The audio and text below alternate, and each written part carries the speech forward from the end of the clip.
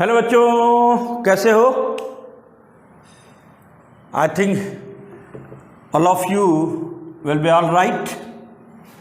मस्त रहिए। तो आइए चंद मिनट दीजिए, आपको मूल कंसेप्ट बताता हूं या मूल अवधारणा कक्षा 9 में क्या है देखते हैं। आपको एक चीज़, इसको पढ़ाने से पहले मैं एक चीज़ बता दूं। आप केले लेने जाते हो, सही बात है, तो आप कैसे क्या कहते हो केले वाले से, 1 दर्जन केला दे दो। अब उस 1 दर्जन केला देता है किसी और व्यक्ति ने भी खरीदा, या आप उसी पर से 2 दर्जन केले खरीदे और दोनों दर्जन को अलग कर दीजिए और दोनों का वेट ले लीजिए। दोनों का वेट क्या होगा, डिफर करेगा, लेकिन दोनों को आप क्या कहेंगे, 1 दर्जन ही कहेंगे। ऐसा तो है नहीं, किसी वेट के नज़र से वो अलग हो जाएगा, वेट की नज़र से वो अलग हो जाएगा। कोई हो सकता है कि आधा किलो हो और कोई हो सकता है कि 700 ग्राम हो, या कोई 1 किलो हो, कोई 800 ग्राम हो, लेकिन काउंटिंग के हिसाब से जब आप कहेंगे तो क्या बोलेंगे, उसे 1 दर्जन बोलेंगे। 1 दर्जन दूसरा हो गया, 1 दर्जन दूसरा आ गया, दोनों का वेट हो सकता है अलग अलग हो, लेकिन बोलेंगे आप 1 दर्जन। ठीक उसी आधार पर कोई भी तत्व हो, हर तत्व का द्रव्यमान अलग अलग होता है। अगर उसका द्रव्यमान ग्राम में रिप्रेजेंट कर दिया गया और उसे वह किसके बराबर होता है, 1 मोल के बराबर होता है। ठीक है, तो चलिए शुरू करते हैं मोल कंसेप्ट। यही बिल्कुल बेस है मोल का। तो होता क्या है कि हम जब भी कोई वेट निकालते हैं तो वो कोई सामान तौलते जब हैं, जैसे रिएक्शन जब हो रहा है तो रिएक्शन के समय आपको कितना द्रव्यमान आप लिए हैं ये नहीं पता चलेगा, लेकिन कितने परमाणु यूज हो रहे हैं किसी यौगिक को बनाने में, किसी कंपाउंड को बनाने में, ये साफ दिखता है। इसलिए परमाणुओं की संख्या को ज्यादा तवज्जो दी गई, उसी आधार पर ये मोल की अवधारणा आई है। जैसे आप देख लीजिए, यहां अपने पास N2 है, nitrogen plus 3H2 equal to बनता है 2NH3। अपने पास क्या बन रहा भैया, ये नाइट्रोजन के हमने 2 परमाणु लिए और यहां हाइड्रोजन अणु के 3 अणु लिए हैं। अगर परमाणु की बात करेंगे तो 6 परमाणु ये हैं, और यहां पर कुल टोटल बन कितने रहे हैं, अमोनिया के 2 अणु बन रहे हैं। ठीक, सही है। तो अब द्रव्यमान का हमें नहीं पता चल रहा है, लेकिन ये रिएक्शन देख के हम ये बता सकते हैं कि कितने परमाणु नाइट्रोजन के लगेंगे, कितने परमाणु हाइड्रोजन के लगेंगे और कितने अणु अमोनिया के बनेंगे। इसी को आधार मान करके ज़्यादातर कोशिश की गई कि नंबर ऑफ एटम के रूप में तो रिप्रेजेंट किया जाए, तब जाकर के ये मोल कंसेप्ट आया। तो कैसे है जरा देखते हैं। अब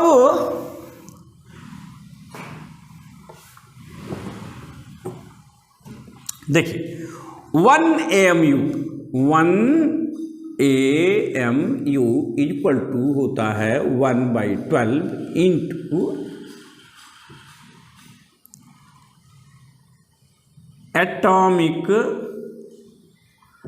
mass of 1 item of carbon 12, या इसको हिंदी में लिख सकते हैं 1 AMU equal to 1/12 into carbon 12 के 1 परमाणु का द्रव्यमान, जिसे 12 माना गया है हाइड्रोजन के रिस्पेक्ट में।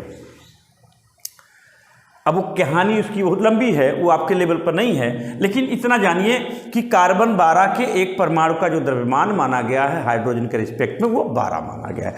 तो 12 का अगर मल्टीप्लाई करूँ तो ये क्या हो जाएगा, 12 से कट जाएगा। इसका मतलब क्या कर रहा है कि जो कार्बन है कार्बन का जो द्रव्यमान है उसके बराबर 12 टुकड़े करना है। क्या करना है?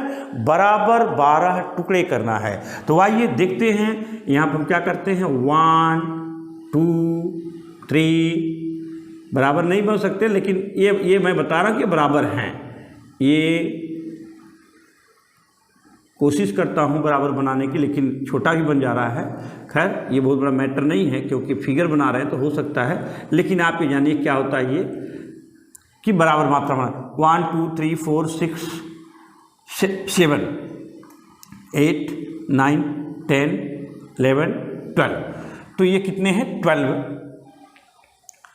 पूरे कार्बन को हमने क्या किया कि 12 टुकड़ों में, 12 बराबर भागों में 12 टुकड़े कर दिए।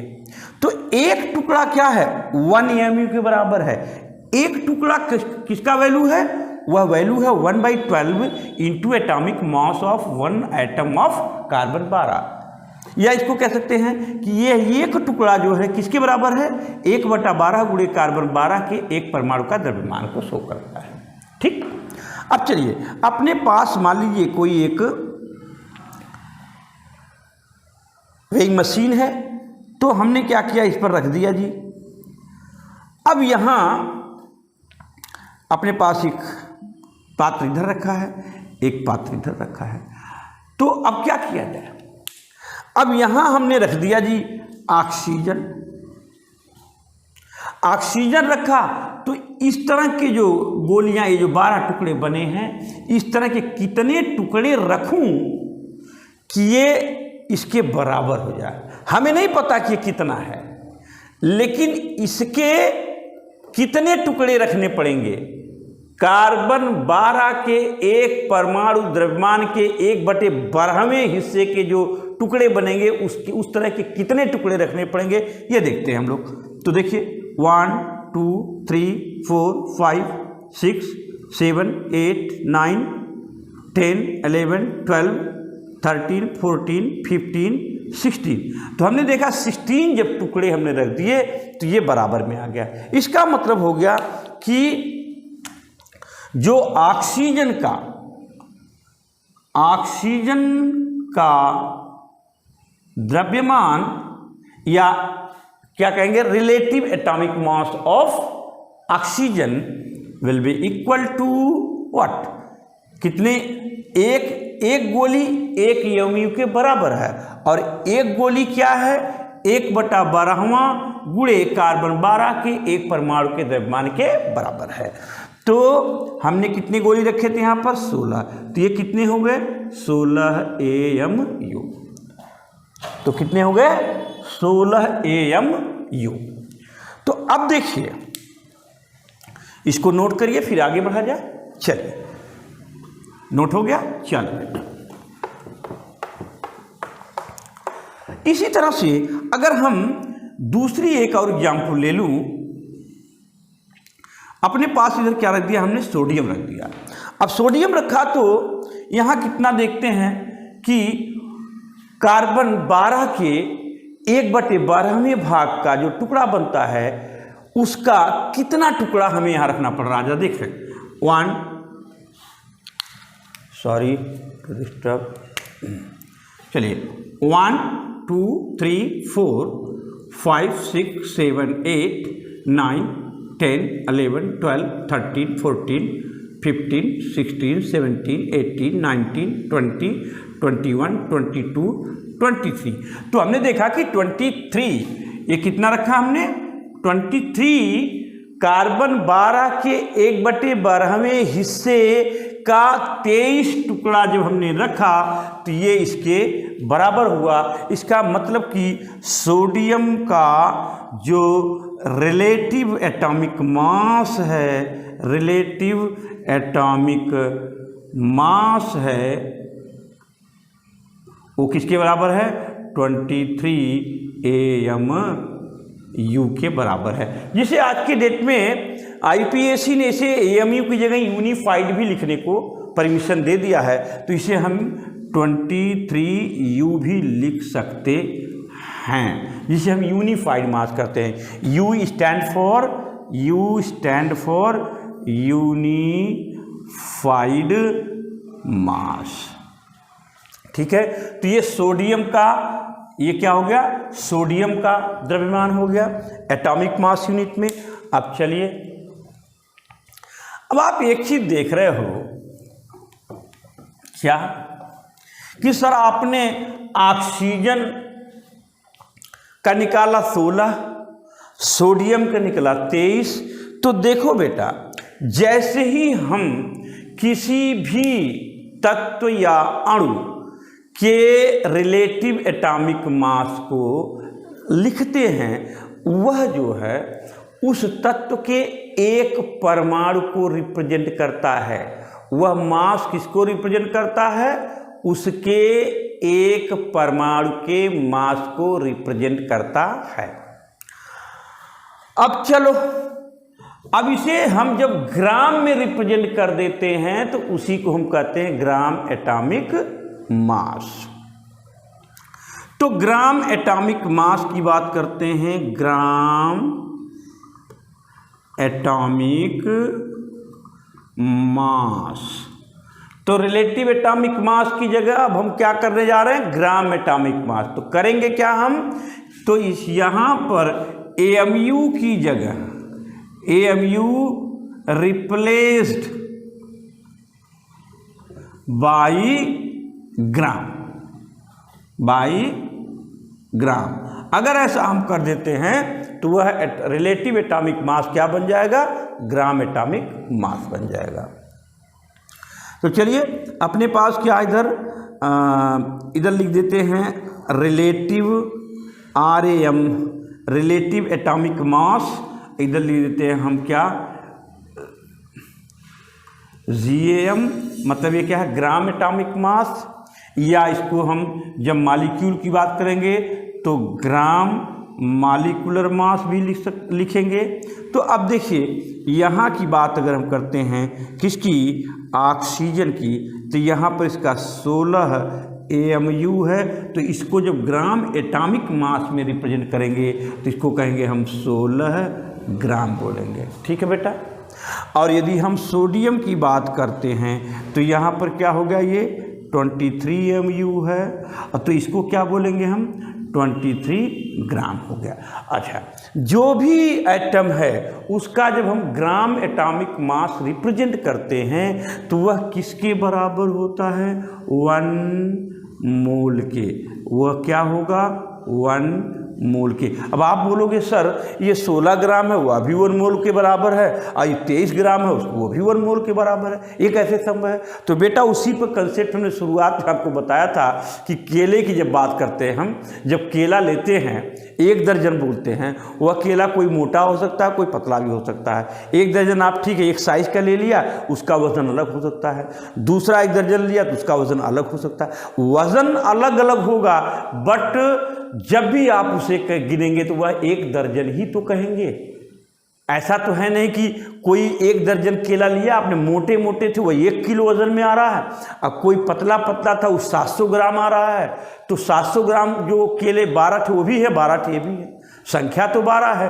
तो संख्या के आधार पर इसीलिए हम इसको यहाँ भी इसको वेट चाहे जो भी हो वहाँ हम 1 दर्जन कहते हैं, उनका वेट चाहे कुछ भी हो। वैसे ही यहाँ पर क्या है बेटा, ये ग्राम में चाहे कुछ भी हो, ग्राम मॉलिक्यूलर मास हो, ग्राम एटॉमिक मास हो, चाहे किसी भी तत्व का किसी भी अणु का आप ले लो, और उसका जो उसे जब भी हम कहेंगे वह इक्वल टू होगा 1 मोल के। और 1 मोल बराबर होता है बेटा जो अणुओं की संख्या होती है उसमें या परमाणुओं की संख्या होती है, वह होती है बेटा 6.022 इंटू 10⁻23। हालांकि 6.023 होता है, लेकिन आपके जो NCERT की बुक है बेटा उसमें हमने देखा है सवाल में, ज़्यादातर सभी सवालों में वहाँ जो वैल्यू माना है वह 6.022 इंटू 10⁻23। अब ये क्या है, अगर ये ग्राम एटॉमिक मास में है, मतलब किसी एटम का बात कर रहे हैं, तो ये क्या होगा, इतने एटम होंगे, इतने एटम, या फिर क्या कहेंगे परमाणु बोल देंगे इसे। ठीक है। और यदि ये मॉलिक्यूल्स हैं, मॉलिक्यूल की बात करते हैं, परमाणु अणु की बात करते हैं, तो हम इसको क्या कह सकते हैं 0.22 इंटू 10⁻23 ये क्या है मॉलिक्यूल बोल सकते हैं, मॉलिक्यूल या अणु बोल सकते हैं। ठीक, चलिए यहाँ तक हमें लगता है कि आपको समझ में आ गया होगा। आगे बढ़ा जाए।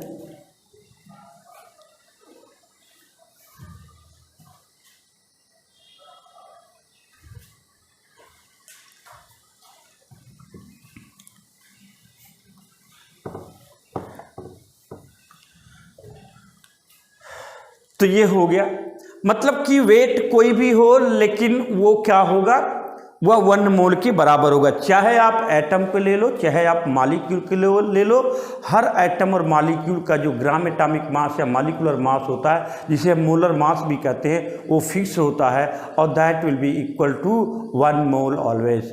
एंड वह 1 मोल में कितने एटम या मॉलिक्यूल होते हैं बेटा, वह अवोगाद्रो संख्या के बराबर होते हैं, जिसका मान होता है 6.022 इंटू 10⁻23।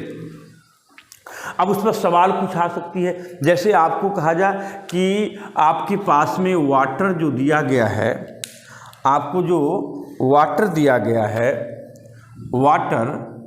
वाटर मॉलिक्यूल आपने लिया है और ये आपको दिया गया है 72 ग्राम। कितना 72 ग्राम दिया, प्रोवाइड किया गया आपको 72 ग्राम, 72 ग्राम दिया गया है। अब ये पूछ रहा है कि इसमें मोल कितने होंगे, कितने मोल होंगे। तो आपको बता दूं सीधा सीधा कि मोल बराबर होता है given mass of molecule, given mass of molecule divided by molar mass या gram molecular mass of molecule. ये निकाल लेंगे। तो अब आप देखो यहाँ पर क्या आ रहा है, गिवन मास कितना बेटा 72 है, और जो मॉलिक्यूलर मास वाटर का होता है जरा निकाल लो। देखो ये हाइड्रोजन का एटम जो मास होता है, ग्राम एटॉमिक मास 1 होता है, और कितने परमाणु हैं बेटा 2 हैं, तो 2 से मल्टीप्लाई कर दो, प्लस ऑक्सीजन का भी आपने निकाला है 16 है, तो टोटल कितने हो गए 72 डिवाइडेड बाई 18, तो 18 से कट गया तो कितना आ गया 4 मोल। तो आंसर क्या आ गया आपका, मोल की संख्या हो गई 4। ठीक है, अब इसको हिंदी में जरा देख लीजिए, नोट कर लिया, आ जा चल बेटा। अब आपको लिखा है जो H2O है वो कितना है, वो है 72 ग्राम दिया हुआ है, और पूछ रहा है कि इसमें कुल कितने मोल की संख्या बताओ, कितने मोल हैं। तो मोल बराबर क्या होता है, दिए गए अणु का भार ग्राम में डिवाइडेड बाई अणु का मोलर द्रव्यमान, अणु का मोलर द्रव्यमान।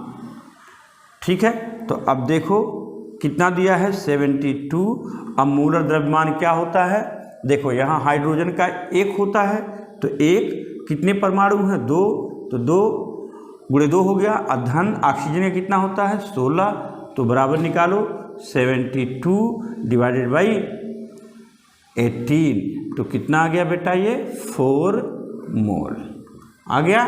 Thank you. आप सबसे निवेदन है मस्त रहिए, व्यस्त रहिए, और साथ साथ में माँ बाप के सपनों को, अपने अरमानों को पूरा करने के लिए पढ़ाई भी करते रहिए। केवल पबजी और फ्री फायर में व्यस्त मत रहिए। कभी कभी समय मिले, अपने जिस भी चैनल को आप पसंद करते हैं उसे देखें, नोट करें, और यदि मेरे चैनल में मेरे जो पढ़ाने के तरीके आपको अच्छे लगे हों तो प्लीज़ मैं रिक्वेस्ट करता हूँ कि आप इसे सब्सक्राइब करें, लाइक करें, और कोई कमेंट हो, कोई सुझाव हो तो आप दे सकते हैं। आपका स्वागत है। धन्यवाद।